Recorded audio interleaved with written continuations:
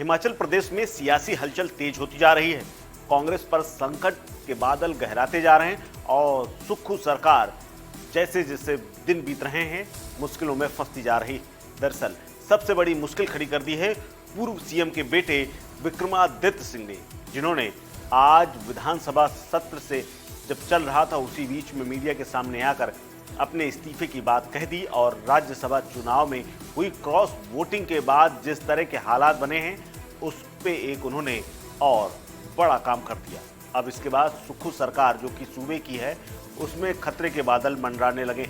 इस खतरे से निपटने के लिए कांग्रेस ने भले ही 3 दिग्गज नेताओं को शिमला भेज दिया हो, जिनमें से डीके शिवकुमार, राजीव शुक्ला और भूपेंद्र सिंह हुड्डा शामिल हैं, सभी शिमला में हैं, लेकिन हालात बद से बदतर होते जा रहे हैं। दरअसल इन्हें आला कमान ने तत्काल प्रभाव से शिमला रवाना किया ताकि मामले को संभालें, लेकिन जो जिम्मेदारी मिली है, जो हालात वहां बने हैं उसको संभालना मुश्किल है, क्योंकि 6 विधायक पहले ही बीजेपी नेताओं या यूं कहें उनके पाले में आए हुए हेलीकॉप्टर से पंचकुला से शिमला और शिमला से पंचकुला घूम रहे हैं।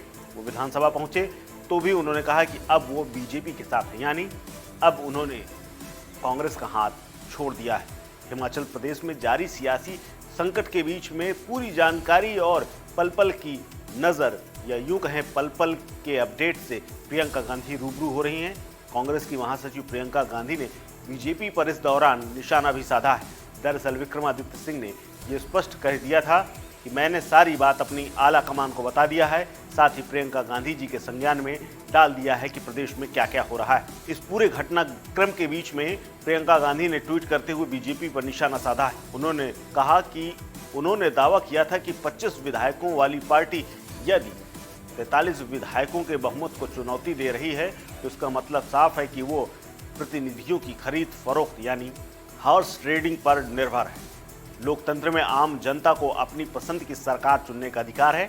हिमाचल की जनता ने अपनी इसी अधिकार का इस्तेमाल करके स्पष्ट बहुमत की कांग्रेस की सरकार बनाई, लेकिन भाजपा धन बल एजेंसियों की ताकत और केंद्र की सत्ता का दुरुपयोग करके हिमाचल वासियों के इस अधिकार को कुचलना चाहती है। इस मकसद के लिए जिस तरह बीजेपी सरकारी सुरक्षा और मशीनरी का इस्तेमाल कर रही है वो देश के इतिहास में अभूतपूर्व है। 25 विधायकों वाली पार्टी यदि 43 विधायकों के बहुमत को चुनौती दे रही है तो इसका मतलब है, ये साफ है कि वो जनप्रतिनिधियों की खरीद फरोख्त पर निर्भर है। उनका ये रवैया अनैतिक, असंवैधानिक, हिमाचल और देश की जनता ये सब कुछ देख रही है। जो बीजेपी प्राकृतिक आपदा के समय प्रदेशवासियों के साथ खड़ी नहीं हुई, वो प्रदेश को राजनीतिक आपदा में ढकेलना चाहती है। हिमाचल प्रदेश विधानसभा की 68 सीटों में से कांग्रेस के पास 40 हैं और 3 निर्दलीय हैं, जबकि बीजेपी के पास मात्र 25 सीटें हैं। 3 सीटें जो निर्दलीयों के पास हैं उनको भी अपने पाले में खींच करके बीजेपी ने राज्यसभा सदस्य बनवा लिया। राज्य की राज्यसभा की एकमात्र सीट में बीजेपी ने कांग्रेस के 6 विधायकों से क्रॉस वोटिंग करा ली और इस क्रॉस वोटिंग किए जाने के बाद बीजेपी ने सीट पर जीत हासिल कर ली। हालांकि मामला कांटे का था, उसके बाद पर्ची से फैसला हुआ। बीजेपी के उम्मीदवार हर्ष महाजन ने कांग्रेस के अभिषेक मनु सिंघवी को पराजित कर दिया। दोनों को 34-34 वोट मिले थे, लेकिन उसके बाद महाजन की लकी ड्रॉ यानी लॉटरी सिस्टम के जरिए उन्हें विजेता घोषित कर दिया गया। इसके बाद से राज्य में राजनीतिक संकट पैदा हो गया है। इस बीच खबर ये भी आई है कि क्रॉस वोटिंग करने वाले विधायक बुधवार की सुबह पंचकुला के ताऊ देवी लाल स्टेडियम से हेलीकॉप्टर में सवार होकर रवाना हो गए। वहीं पर अब सुक्खू अपनी सरकार बचाने के लिए माता के मंदिर में दर्शन करने पहुंच चुके हैं और वहां वो दर्शन कर रहे हैं। हालांकि पूर्व मुख्यमंत्री जयराम ठाकुर ने यह स्पष्ट कर दिया है कि अब कांग्रेस की प्रदेश में सरकार अल्पमत में है और राज्यपाल से मिलकर उन्होंने डिवीजन वोटिंग कराने की मांग कर दी है।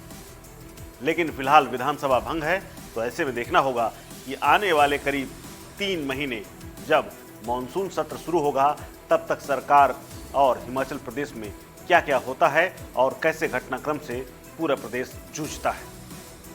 इस खबर में फिलहाल इतना ही। अपडेट्स के लिए बने रहिए वन इंडिया हिंदी के साथ।